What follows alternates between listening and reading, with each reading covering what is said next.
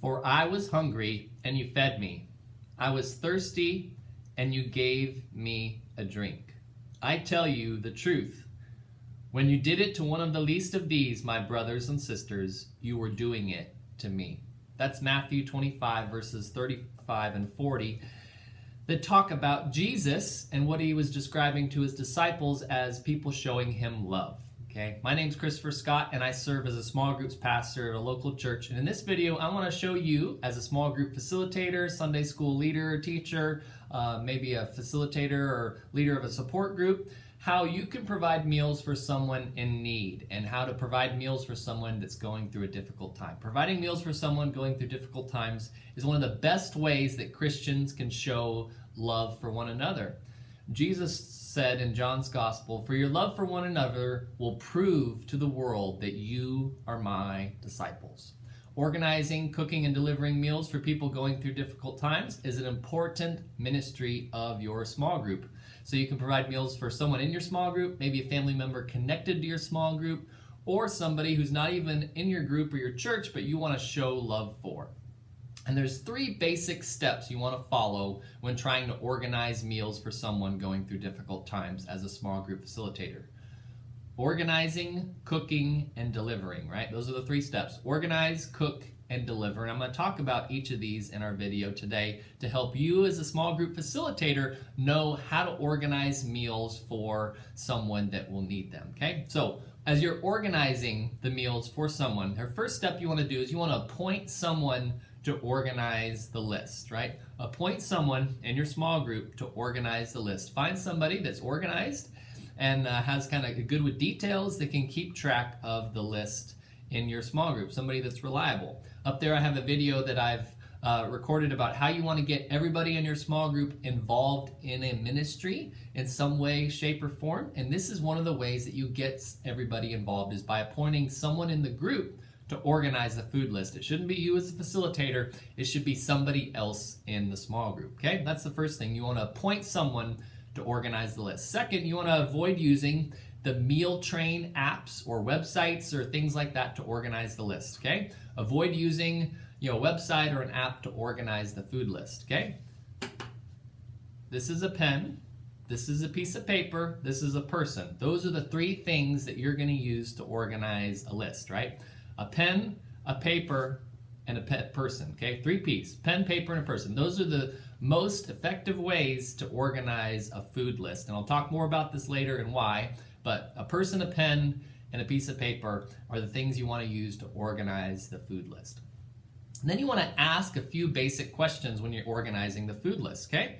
How many people are in the family and how many need to be cooked for? Is a really good question. There might be 2 adults and a newborn baby. Is very different than if there's 2 adults and 3 teenagers in the home, okay? That's a very different amount of food that needs to be cooked for, but you need to ask that. How many people are in the family and should be cooked for? Does the family have any food allergies or any foods they really, really, really don't like? How many meals per week would the family like? Usually 3 meals a week is plenty, 4 meals a week is plenty. What days would the family like to have meals delivered? What time? And are there any special delivery instructions? Is there a gate code to get into their housing complex? Do they live in an apartment complex and you got to find, the apartment complex can sometimes be difficult to find their apartment among a huge complex. Another question, if the mom is breastfeeding, are there any specific foods she needs or has to avoid, okay? But be careful with that one. Don't ask it unless you really know the family well. But if it's a newborn baby and there's a mom, you might want to ask if she's breastfeeding and if there's any foods she needs to eat or has to avoid, okay? Lastly, as you organize the list, you want to aim for long term, okay? Aim for long term. Often when there's a family member that passes away or maybe someone has surgery, there's a lot of love and support and food that's delivered in the first week or 2, but by weeks 3 or 4, people get busy, they move back on with their lives and they got things going on and they often forget about that family that still needs help. So as you're organizing a food list, shoot to provide food for 4 or 5 weeks if possible. Try to think long-term help instead of just the quick week or 2 when everybody else is already probably helping. Try to stretch out that time as long as you can to 4, 5, or even 6 weeks if possible, okay? So you've organized your list in the ways I've taught you. Now you want to you got to cook the food, okay? So here's a few tips about cooking food. The best tip I have for you organizing a food list for someone that needs it is to cook a double portion, okay? So let's say me and my wife, we're gonna cook a meal for a family in need that has lost a loved one, and I'm gonna find out what they like to eat, how many people they need, and then I'm gonna cook that meal, and I'm just gonna double the amount. That way, my family and I can eat that food that night, and we can take that food to the family. That's probably the best tip I have for you to make this simple and easy, is just to double the portions and make food for your own family and for them. It's the least amount of extra work, okay? Another idea as you're cooking is you might want to freeze some food and then take it to that family, and they can just heat it up when they want it. Maybe it's difficult to provide meals to them on the days they need it, so you're gonna make some good barbecue chicken and cook it all and then just put it in some freezer bags, freeze it, and bring it to them on the day that they need to eat, and they can heat it up as they want it. That's another idea. Use disposable dishes, okay? Aluminum pans, plastic plates, paper plates, and plastic silverware are a great blessing to a family. So use disposable dishes, or bring them some of your own dishware and say, I don't want it back. You can either use it or throw it away, right? So the idea is to try to keep the family from having to do dishes and cook on their own. So use disposable dishware in that way. And maybe there's somebody in your small group that doesn't have a whole lot of time to cook or things like that. That can be their ministry, is they buy a big old box of paper plates and a big old box of plastic silverware and deliver it to the family so that they don't have to do dishes, okay? Another idea as you're cooking is maybe there's someone in your group that really loves to cook. They can find out what the family needs and how much and what their food allergies are, and then they can research some really basic, simple recipes for your group to use, and then pass out those recipes for your group to use to cook. Again, simple, simple, simple, simple, simple is the key, but it's another way to get people involved in your group that they can research some recipes and help in that way. Or you can deliver pre-made crock pot recipes, right? You put everything in a bag, you freeze it, and then you deliver it to the family. On the day they need it, they just pull it out of the freezer and can put it in the crock pot. That's another idea if the family has a crock pot. It's not ideal. You always want to try to bring the food already pre-made, but that's kind of a backup idea. Lastly, so you organize the food delivery, you cook the food. Now we got to talk about how do you deliver the food, okay? So you want to communicate directly with the family. Once the dates have been lined up about who's bringing food on what day, let the people bringing food communicate directly with the family on that day. Just removes the middleman from any confusion, right? So you want to communicate with them, and you want to contact the family to remind them that you are bringing food, okay? So you want to send maybe a text message or a phone call the day before you're going to bring food, and then give them a text message or a call while you're on your way, or say, I'm leaving in 10 minutes, I'll be there in half an hour. Because as a family that's going through difficult times, you can't really keep track of who's bringing food on what day and when and all that. So you, as the person that's bringing the food, tell them the day before that you're bringing food, and contact them when you are on their way, just to give them a reminder. And when you deliver that meal, be brief, okay? I always say I can just leave it on the doorstep if you want. That's the best thing to do, and you'll be surprised how many people take you up on that offer just to leave the food on the doorstep, because they don't want you to see them in their pajamas and their clothes or whatever at home. They don't want you to see their messy house, and it's tempting to want to go inside, especially if there's a new baby or something like that, but just don't do it. Say, I'll be there, I can leave the food on the doorstep if you want, and don't go inside unless you are specifically invited, okay? And I don't know if I've really ever been specifically invited except for one time when I've delivered food, okay?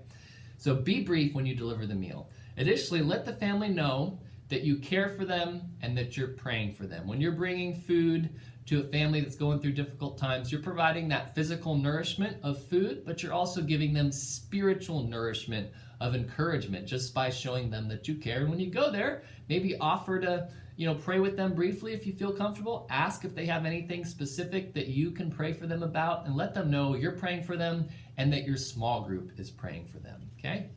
So that's how you want to organize the food, cook the food, and deliver the food. Now I want to give you a couple of random things not to do when delivering food and organizing food for a family, okay? So a few random do not do's, okay? A few random don'ts. don't deliver them ingredients that have to be cooked, right? Sometimes that's tempting where we say, oh, well, I'll just go buy everything and give you the groceries and then you can cook it. Well, the idea is to give the family less things to do. Just if you go grocery shopping, that saves them, 45 minutes once a week, but they still got to spend all that time preparing the food and cooking it, serving it, eating it, and then doing the dishes to clean up, right? So don't deliver a meal, don't deliver groceries and expect the family to cook them. Another idea is things you don't want to do is don't deliver gift cards. It's easy for people to say, oh, well, I'm too busy to cook meals. I'll just give them a $50 gift certificate to Applebee's, which will get them by with maybe one meal versus you could spend that same $50 at the grocery store and cook 5 meals. But that gift card to Applebee's requires that the family has to, go online and look up what they want to eat. Then they got to call in and order it. Then they got to drive down there and pick it up. Then they got to find parking when they get there. Then they got to wait in line to pick it up. Then they got to take the food back. And if it's a new, a family that's just had their firstborn baby, some of the most stressful times for that family is when dad has to leave mom alone or mom has to leave dad alone home with that newborn baby. And now dad has just been gone for 45 minutes to go get food. So don't deliver gift cards, even though that is tempting. And sometimes we think that's a nice gesture. It's expensive and it requires a lot of time on the family. So again, what we're shooting for is to deliver them pre-made meals that they can just eat and not have to worry about any other details. A third thing you don't want to do is don't use an app or a website, okay? As I served on staff of one church, there was a guy on staff who was going to be having a baby, so his wife organized a little email sign-up list for everybody on our staff that wanted to provide a meal to them when their baby came. So we passed around this list, and 15 people signed up to bring them a meal. And when the baby, just before the baby came, he sent an email and asked everybody to sign up on the Meal Train app website, right? You got to go in there, create a login and a password, and sign up there.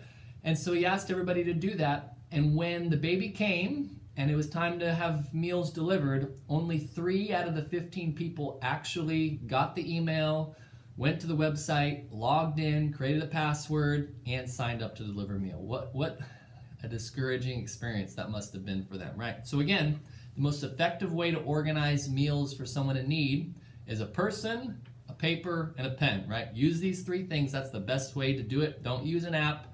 Don't use a website. Those are not as effective. Another thing you don't want to do is don't give the family an option if they want meals to be delivered. Often it's the American mindset, we're tough, we'll be okay, it's just a simple surgery, I'll be in and out of there and back to work in a couple days, or it's a baby, we love babies, it'll be fine, we're both taking time off of work because, it's a baby. And, a lot of times we think we can handle things on our own and people will turn down the offer for meals. So the best way to go about it is to be gently assertive. Say, you know what, I know this is coming up for you. Me and my small group, we're going to organize meals for you. How many days a week would you like meals, right? You don't give them the option, you just offer it and ask them and tell them what's going to happen, okay? So those are a few random things you don't want to do. So as we close out our time together, delivering meals to someone who's had a newborn baby, has lost a loved one, or has had a surgery go on is one of the most important ministries that our small groups can do. As a small group, that's the things that you can do. It helps people when they're in their darkest and lowest of times. You give them food, you give them prayer, and you give them encouragement. Paul told Timothy, take care of any widow who has no one else to take care of her, 1 Timothy 5:3. And James wrote, pure and genuine religion in the sight of God the Father means caring for widows in their distress and refusing to let the world corrupt you. That's James 1:27. While those verses are directed towards widows, the principle applies to all Christians, that we should care for people that don't have anyone to care for them. And that's one of the best ministries of a small group, is to deliver meals to people that need them in their time of need. I hope this was a helpful video for you as you learn about how to organize, cook, and deliver meals to people in need, and to appoint someone in your small group to do that. If you found this video helpful, you can subscribe up there and get updates on future videos I create. If you want other small group ministry tips, I think I got about 40 videos in a playlist up there. If you want to learn to lead a small group, I got some videos over there about how to do a small group, and then some brief 5-minute introductions to books of the Bible over there. Thanks for watching, and I hope to catch you again soon on another video.